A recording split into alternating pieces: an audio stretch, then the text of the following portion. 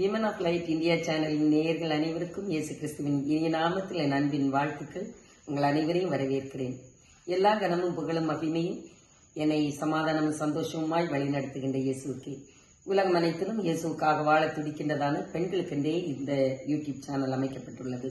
என்னுடைய சிறு பருவத்திலே இயேசுக்காக வாழ வேண்டும் என்ற சிந்தை தான் என் உள்ளத்தை நிறைத்திருக்கும். நான் சண்டே ஸ்கூலில் பயில்கின்ற நாட்களில் எனக்கு இருதை கண்ணாடி என்ற புஸ்தகத்தை வைத்து என்னுடைய ஆசிரியர்கள் கற்றுக் கொடுத்தார்கள். நல்லதை செய்கின்ற போது, நன்மையான காரியங்களை செய்கின்ற போது நம்முடைய உள்ளத்தில் இயேசு கிறிஸ்து வாசம் பண்ணுவார். தீயதை செய்கின்ற போது சாத்தான் உள்ளே வருகின்றான். கடைசியாக நன்மை செய்கின்றவர்களுக்கு, நல்லதை செய்கின்றவர்கள் பரலோகத்தில் செல்வதும், தீயதை செய்கின்றவர்கள் நரகத்திற்கு செல்கின்றதுமான காட்சிகளை குறித்ததான படக்காட்சிகளை வைத்து எனக்கு கற்றுக் கொடுத்தது இன்றைக்கும் ஞாபகம் இருக்கின்றது. அந்த புத்தகத்தை, இருதய கண்ணாடி என்ற புஸ்தகத்தை என்னுடைய ஸ்கூல் பேக்லேயே வைத்து நான் ஸ்கூலுக்கு கொண்டு செல்வதுண்டு. அங்கே என்னோடு கூட பயிலுகிற மாணவர்களுக்கு தப்பு பண்ணக்கூடாது, இயேசுப்பா பிள்ளையா வாழ வேண்டும், என்னாதான் நான் பரலோகத்துக்கு போக முடியும் என்று என்னால் இயன்ற அளவுக்கு அன்றைக்கு என்னுடைய சிறு பருவத்திலே நான் ஆண்டவருடைய சுவிசேஷத்தை அறிவித்திருக்கிறேன். ஆனால் வாலிப பிராயத்திலே நான் ஒரு அமைதியாக காணப்பட்டேன். மீண்டும் என்னுடைய 18வது வயதில் என்னுடைய அப்பா ஸ்தாபித்ததான சபையிலேயே இயேசு கிறிஸ்துவை குறித்து பிரசங்கிக்க ஆரம்பித்தேன். ஆண்டவருடைய ஊழியத்தை என்னால் இயன்ற அளவுக்கு செய்தேன். இன்று வரைக்கும் நான் உலகத்திலே பல பொறுப்புகளில் இருந்து நான் உலகத்திலே பல பணிகளை செய்து கொண்டிருந்தாலும் என்னுடைய உள்ளமானது என் ஆண்டவருக்காக நான் சேவை செய்ய வேண்டும், ஆண்டவருக்காக பெரிய காரியங்களை செய்ய வேண்டும். I have to proclaim the gospel of Christ, I have to do many things for Christ அப்படின்னு சொல்லி என்னுடைய மனம் எப்போதுமே துடித்துக் கொண்டே இருக்கும். எதை செய்வது, எப்படி செய்வது என்கின்றதான இயக்கங்கள் எப்போதும் என்னுடைய மனதுக்குள்ளே இருந்து கொண்டே இருக்கும்.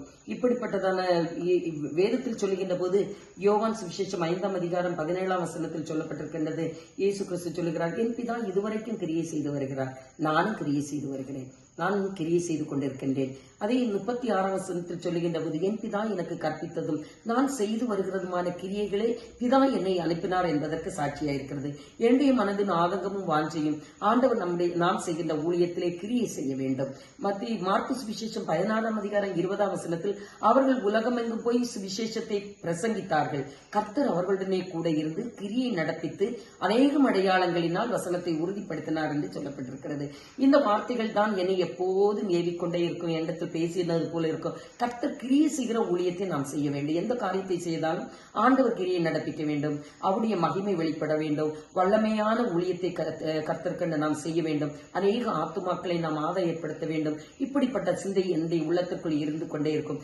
இதே சிந்தையோடு கூட இந்த உலகத்தின் பல பகுதியிலும் பல திட்டங்களோடும் பல சிந்தையோடும் வாஞ்சையோடும் ஆண்டவருக்காக வாழ துடித்துக் கொண்டிருக்கிற அநேக பெண்கள் இருப்பீர்கள் என்பது எனக்கு தெரியும். ஆனால் எப்படி நாம் ஆண்டவருக்காக செயல்படுவது என்பது தெரியாமல் பல சிந்தைகளோடு கூட இருக்கிறவங்களுக்கு நான் சொல்கின்றேன், உங்களுடைய மனதுக்குள்ளே ஆண்டவர் ஒரு வாஞ்சையை வைத்தால் அதுதான் ஆண்டவர் நம்ம மீது வைத்திருக்கிற திட்டம்.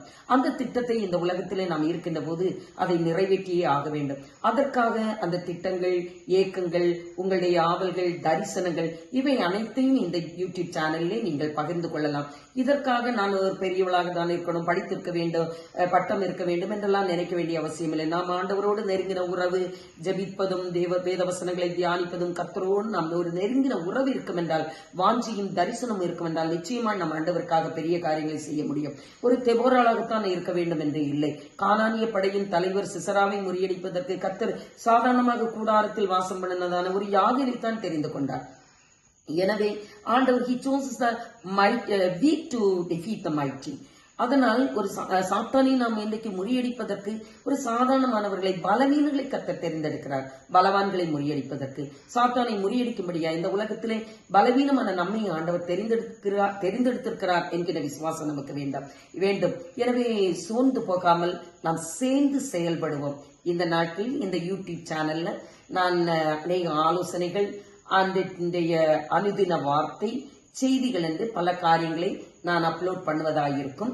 நீங்கள் இதை ஃபாலோ பண்ணலாம். மட்டுமல்லாமல் தொடர்ந்து ஆண்டவருக்காக சேர்ந்து செயல்பட வேண்டும் என்கின்ற சிந்தையோடு நாம சேர்ந்து செயல்படுவோம். எனக்கு இந்த வருடத்தில் ஆண்டவர் கொடுத்ததான ஒரு வார்த்தை லூக்கா சுவிசேஷம் 15ஆம் அதிகாரம் 35ஆம் வசனம், உன்னில் உள்ள வெளிச்சம் இருளாகாதபடிக்கு எச்சரிக்கையாயிரு. நமக்குள் ஆண்டவர் ஒரு வெளிச்சத்தை வைத்திருக்கிறார். அந்த வெளிச்சம் இருளாக கூடாது, மறைந்திருக்க கூடாது. விளக்கு தண்டின் மேல் வைத்திருக்கிற விளக்குடைய வெளிச்சம் ஒருபோது மறைந்திருக்காது.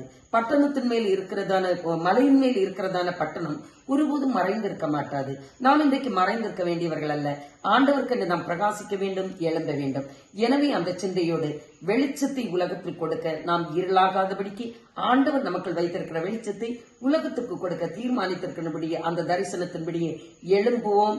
அப்படிப்பட்டவர்கள் சோர்ந்து போகாமல் செயல்படுவதற்காக நீங்கள் சேர்ந்து செயல்படுவதற்கு இந்த வீடியோ டிஸ்கிரிப்ஷனில் கொடுக்கப்பட்டிருக்கிறதான வாட்ஸ்அப் லிங்கில் இணையுங்கள். நாம் உங்களுடைய கருத்துக்களை பரிமாறிக்கொள்ளலாம். நாம் சேர்ந்து செயல்படுவோம், இணைந்து செயல்படுவோம். அநேக நல்ல காரியங்களை நாம் கர்த்தருக்கு செயல்பட முடியும், செய்ய முடியும். இணைந்து செயல்படுவோம், பெரிய சேனையாய் எழும்புவோம், ஒரு பெரிய சேனையை எழுப்புவோம். கர்த்தர் நம்மை ஆசீர்வதிப்பாராக. ஆமேன். May God bless you.